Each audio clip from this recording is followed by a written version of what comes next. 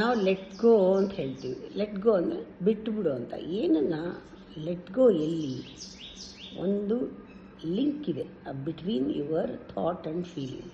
ನಿನ್ನ ಆಲೋಚನೆಗಳಿಗೂ ನಿನ್ನ ಭಾವನೆಗಳಿಗೂ ಮಧ್ಯ ಒಂದು ಜಾಗ ಬೇಕು. ಕಟ್ಟಾಗಲಿ ಅದು ಯೋಚನೆಗಳು, ನಿನ್ನ ಭಾವನೆಗಳು ಬೇರೆ ಆಗಲಿ. ಆಗ ನಮಗೆ ಗೊತ್ತಾಗತ್ತೆ ನಮ್ಮ ಭಾವನೆಗಳು ಹಳೆಯ ಯೋಚನೆಗಳನ್ನು, ಪಾಸ್ಟನ್ನು ಫೀಡ್ ಮಾಡ್ತಾ ಇದೆಯಾ ಇಲ್ವಾ, ಕರ್ಮ ಕಟ್ಕೊಳ್ತಾ ಇದೆಯಾ ಇಲ್ವಾ ಅಂತ. ಆ ಯೋಚನೆಯನ್ನು ಕಟ್ ಮಾಡಿಬಿಟ್ರೆ ಆ ಫೀಲಿಂಗ್ ಅನ್ನೋದು ಡೀಪರ್ ಲೆವೆಲ್ನಲ್ಲಿ ಅದಾಗೋದು, ರಸ ಅದು. ಅದು ನಮಗೆ ಇಂಟ್ಯೂಷನ್ಗೆ ಅಂದರೆ ಒಳಗಡೆ ಇರುವಂಥ ಕಾನ್ಷಿಯಸ್ ಮೈಂಡ್ಗೆ ಕನೆಕ್ಟ್ ಆಗುತ್ತೆ. ಈ ಥಾಟ್ಸ್ ಎಲ್ಲ ಬರೋದು ಇಂದ್ರಿಯಗಳಿಂದ, ಹೊರಗಡೆಯಿಂದ. ಇದು ನಮ್ಮ ಫೀಲಿಂಗ್ಸ್ನ ಪಲ್ಯೂಟ್ ಮಾಡ್ತಾ ಇರುತ್ತೆ.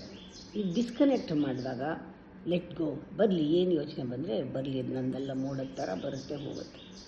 ಆಗ ಒಳಗಡೆ ಇರೋದು ಎಸೆನ್ಸ್ ಏನು ಅಂತ ನಮಗೆ ಗೊತ್ತಾಗುತ್ತೆ. ಲೆಟ್ ಗೋ ಅಂದರೆ let go your ideas, thoughts, assumptions, opinions, whatever you have accumulated from outside.